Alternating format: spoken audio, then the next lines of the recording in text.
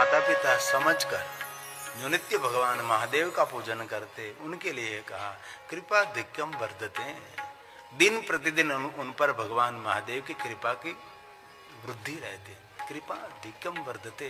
रोज रोज आज आपने भगवान महादेव का पूजन किया, भगवान की विशेष कोई कृपा हो, कल पूजा की और विशेष कृपा, परसों पूजा की और विशेष कृपा। इसीलिए नित्य नित्य भगवान महादेव का पूजन करना चाहिए। जैसे घर में बच्चा जन्म लेता है तो माता पिता का प्रेम निरंतर बढ़ता जाता है, जैसे बच्चा बड़ा होता है वैसे माता पिता का अनुराग, माता पिता का प्रेम आदर अपने पुत्र के प्रति बढ़ता ही रहता है। वैसे दिन प्रतिदिन नित्य नित्य भगवान महादेव का पूजन करने से भगवान शिव जी की कृपा बढ़ती रहती है, जैसे शिवपुराण ग्रंथ में कहा।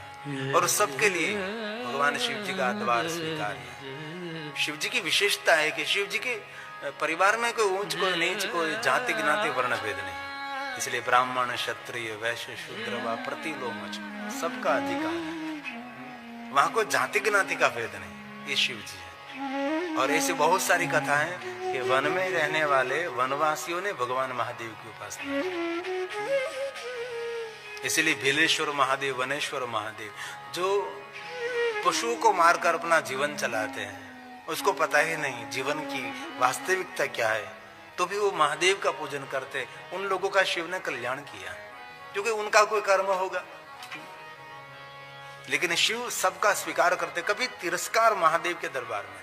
और दूसरी बात मैं कहता हूं, कभी भी शिव के पूजा में, कभी शिव दर्शन में, कहीं भी कुछ भी गलती हो जाए, महादेव का दरबार दंड देने के लिए नहीं है। महादेव का दरबार सबको क्षमा करने का दरबार है, सबको क्षमा कर देते हैं। कभी कुछ भी गलती होगी, एक नहीं हजारों गलती हो जाए आपसे, महादेव किसी को दंड नहीं देते। भगवान शिव जी हमेशा सबको क्षमा करते हैं। ये क्षमा सिंधु है, एक करुणा सिंधु है भगवान शिव जी। इसलिए कभी महादेव से डरना नहीं चाहिए।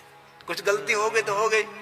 अभी कोई छोटा बच्चा है, दादा के गोद में खेल रहा हो, और ये छोटा बच्चा कुछ गलती कर बैसे और दादा के कपड़े खराब कर दे, तो दादा की प्रसन्नता होती है, वाह वाह क्या क्या आज हमने शुभ कर दिया, सब कुछ मंगलमय कर दिया सब कुछ।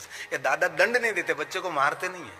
तो शंकर भगवान कौन है? हमारे सबके दादा है, जिनको शंकर दादा कहते हैं। इसलिए शिव जी से कभी डरना नहीं है। महादेव जी का दरबार कोई दंड देने के लिए नहीं, महादेव का दरबार क्षमा देने के लिए है। इसलिए जीवन में हजारों हजारों गलती हमने की है, शिवालय में जाकर शिव जी सब कुछ क्षमा कर देते हैं। ये महादेव की एक महिमा है। और कहा भगवान व्यास ने, किम बहुन कैन मनुष्य, सभी मनुष्यों को मैं शिव भक्ति शिव पूजा का अधिकार देता हूँ, तो क्यों नारी को क्यों नहीं? ये प्रश्नार्थ है क्या? किम बहुत कैन मनुष्य स्त्रीणां, बहनों को अधिकार है, मपि तथा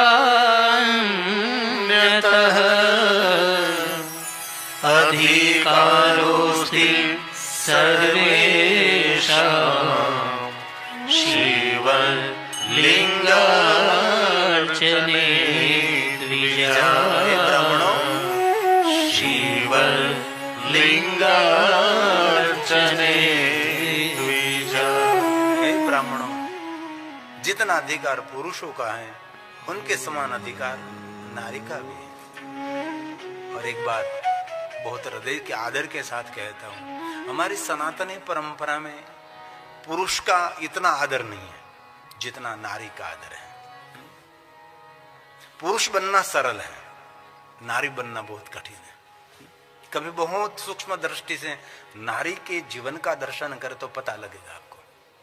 इसलिए शिवालय में, जो हमारा मूल शिवालय, हमारी मूल परंपरा में शिव जी नीचे भी रहते, पार्वती का आसन ऊंचा रहता है, लिंग शिवलिंग नीचे रहता है, पार्वती ऊंचाई पर बैठते हैं। क्यों? कि नारी बनना बहुत कठिन है, पुरुष बनना कोई कठिन नहीं। पुरुष का जीवन एकदम सीधा सरल रहता है, नारी का जीवन बहुत कष्टदायक होता है।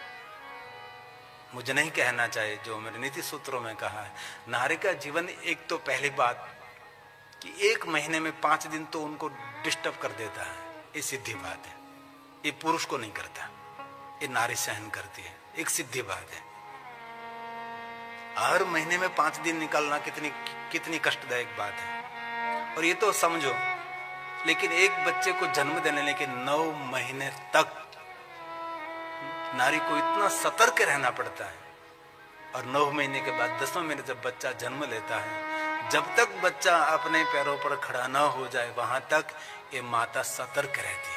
इसलिए मेरे शास्त्रों में कहा है कि दुनिया के देव के ऋण में से मुक्त हो सकते हैं, लेकिन माँ के ऋण में से कोई मुक्त नहीं हो सकता। इसलिए कहा कोई नहीं हो सकता। देव ऋण में से, महादेव के ऋण में से सभी लोग मुक्त हो सकते हैं, लेकिन मातृ ऋण में से दुनिया का कोई भी जीव, चाहे स्त्री हो कुछ पुरुष हो, माँ के ऋण में से कोई मुक्त नहीं हो सकता। इसलिए पुरुष होना सरल है, नारी होना सरल नहीं है, बहुत कठिन है। इसलिए कोई भी रूप में नारी हो उनका आदर करिए। ये कभी 2 शब्द बोल ले तो आपको बोलने की जरूरत नहीं, आप चुप रहिए। पुरुष को शक्ति नहीं कहा, नारी शक्ति कहा है। और धरती पर इतने बड़े बड़े असुर हुए हैं, वहां देवता सब पराजित रहे। जिन देवताओं ने असुरों का संहार नहीं किया, वो मेरी देवियों ने, शक्ति ने असुरों का संहार किया है। ये नारी शक्ति है। इसलिए नारी शक्ति का आदर कर। इसीलिए हमारे सनातन धर्म में नारी का बहुत आदर किया। इसीलिए हमारा सनातन धर्म महान है। यत्र नार्यस्तु पूज्यन्ते, जिन परिवार में, जिनके घर में नारी का आदर, नारी का पूजन, नारी का सम्मान रहता है, वहां देवता निवास नहीं करते, वहां देवता रमण करते, मजा करते, आनंद करते। देवता वहां आनंदित रहते, देवता निवास करते ऐसा नहीं, रमण करते, रमन्ति रमन्ते तत्र देवता यत्र तास्तु न पूजन्ते, सर्वास्तत्र फलाक्रिया, सर्वास्तत्र फलाक्रिया। इसलिए भगवान ने कहा किम बहुन कहने मनुष्य है। इसलिए जितना अधिकार पुरुषों का है उसके समान बहनों का भी अधिकार है। यहाँ हम शिवालय दर्शन करने के लिए गए थे, मेरे श्रीमान श्रीकांत स्वामी ले गए थे मुझे यहाँ, तो अंदर बहन ही थी। हम दर्शन करने गए तो हम वहाँ पधारे, क्योंकि यहाँ की साउथ की परंपरा है, तो कोई भी आता है तो उसके आने से आरती अर्चन करते हैं। मेरे गुजरात में ऐसा कुछ नहीं है, कोई आवे न कोई जाए, कहीं लेवा देवा नहीं। कोई आता, कोई ध्यान भी नहीं देता कौन आया कौन गया। लेकिन यहाँ तो कोई भी आया तुरंत गोत्र पूछे, कुल, माता पिता सब कुछ पूछ के इसके अर्चन करते उसके नाम का। ये यहाँ है, हमारे वहाँ कोई नहीं पूछता। आप कभी भी जाओ, कभी भी आओ, कोई आपका नाम भी लेने वाला नहीं है। ये गुजरात और ये उत्तर भारत की परंपरा है। यहाँ कोई मूल सिस्टम है, यहाँ मूल परंपरा है, जो कि जीवित रही ना। क्योंकि 35 भारत मुगलों के साम्राज्य से सुरक्षित रह गया, बाकी तो सब कुछ नष्ट हो गया था। मल्लिकार्जुन महादेव को छोड़ा नहीं था। मल्लिकार्जुन महादेव में भी उसका इतिहास देखो तो उसको भी बहुत डैमेज किया था, उसको भी लूट लिया था ना मल्लिकार्जुन हमारा। और मुझे खुशी एक बात कही कि मैं प्रथम ज्योतिर्लिंग से आ रहा हूँ और ये प्रांत दूसरे ज्योतिर्लिंग मल्लिकार्जुन महादेव का है ना। ये शैल पहाड़ यहाँ है, ये कृष्णा नदी का तट, ब्रह्मरंबा देवी और भगवान मल्लिकार्जुन महादेव, ये दिव्य स्थान है। बहुत समय पहले हमने जगदीश्वर खाटू वाला के माध्यम से हमने वहाँ 9 दिन शिव महापण कथा का गायन किया था, बहुत पहले। बाद में दूसरी भी हमने कथा की। वहाँ पांडव ने पंचलिंगों की स्थापना की, भगवान राम जी ने वहाँ तपस्या की, हिरण्यकशिपु ने वहाँ तपस्या की, और देवताओं की रक्षा के लिए माँ जगदम्बा वहाँ प्रकट हुई। अंग में से बहुत सारे भमरे प्रकट हुए, इसलिए भ्रमरंबा शक्तिपीठ भी हमारी है। गंगा तुल्य कृष्णा नदी है। और भगवान कार्तिक का तपस्थान, तपस्थली शैल पहाड़, क्रॉस पहाड़, वहाँ गणेश जी साक्षी गणेश हैं। और शिखरेश्वर महादेव है, कुमारेश्वर महादेव, स्तंभेश्वर महादेव, हरीश्वर महादेव, ऐसे बहुत सारे शिवलिंग से भरा हुआ कैलाश तुल्य पहाड़ है। कैलाश तुल्य पहाड़ है ये जो शैल पहाड़ है, कैलाश से कम नहीं, ऐसा भी कहा। दूसरा ज्योतिर्लिंग मल्लिकार्जुन महादेव की अद्भुत महिमा है। इसलिए मैं प्रथम ज्योतिर्लिंग से आ रहा हूं और ये दूसरा ज्योतिर्लिंग का प्रांत है। और आने वाले साल में, अगले साल सोमनाथ महादेव ज्योतिर्लिंग में भी कथा है एक,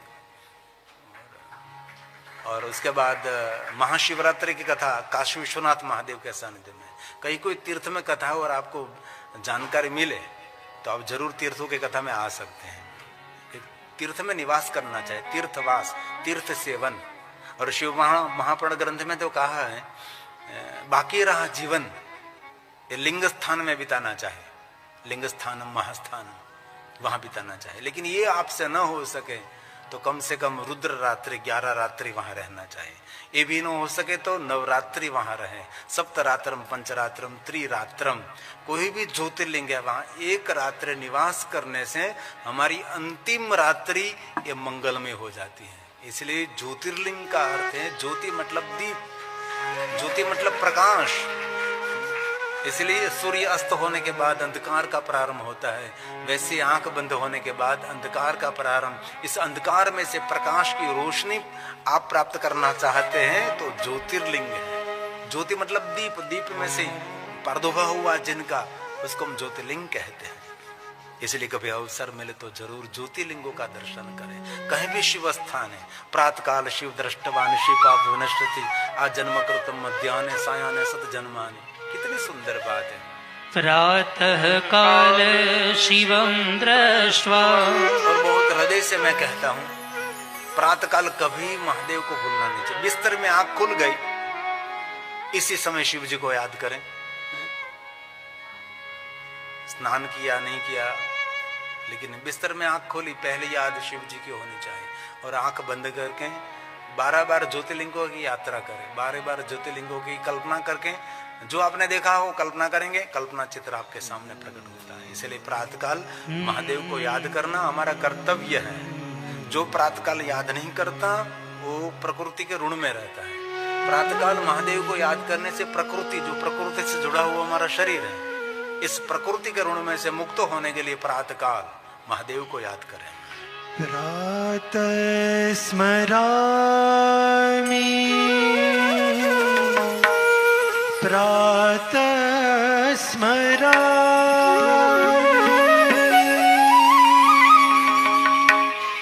प्रातः स्मरामि भवभीतिहरं सुरेशं गंगाधरं वृषभवाहनमम्बिकेशं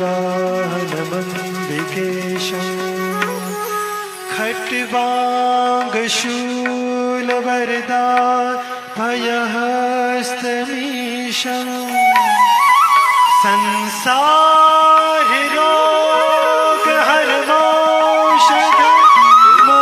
संसाररोगहरमौषधमद्वितीयं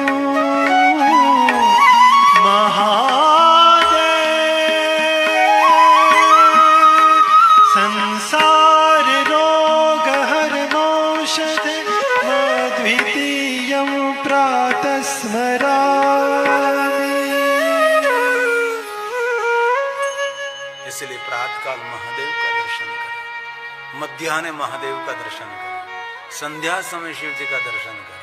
जो संध्या समय महादेव का दर्शन करते हैं ना, उसकी जीवन की संध्या मंगलमय रहेगी।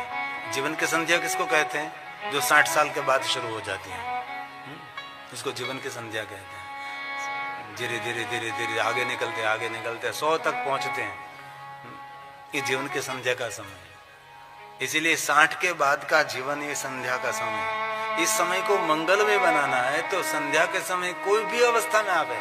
ऐसा नहीं कहता कि आप स्नान कर लिए, पवित्रकरण करके कपड़े नए पहनकर अच्छे से, ऐसे नहीं, कोई भी अवस्था में आस्था के साथ भगवान शिव को याद करें। हलता चलता बेचता उठता खाता पीता ऊँगता जगता घरमा वनमा शमशान में, कोई भी अवस्था में निरंतर जीवाग्रे वर्तते तस्य सफलम जीवितम। जिनकी जीवा पर शिव जी का नाम रहता है उनका ही जीवन सफल है। इसलिए एक श्वास भी हमारे खाली नहीं होनी चाहिए। श्वासे श्वास हर भज उसा श्वास की मत खोई, न जानो इस श्वास की फिर आवन जावन होए। पता नहीं। इसलिए तीनों समय शिव जी को याद करना चाहिए। प्रातःकाल महादेव को याद करने से प्रकृति के ऋण में से मुक्त हो जाते हैं। मध्याह्न काल शिव जी को याद करने से कामना की पूर्ति रहती है। और संध्या समय शिव जी को याद करने से शिव जी शांति देते हैं। कोई आपको पूछो कि संध्या समय याद करने से शिव जी शांति का दान करते हैं।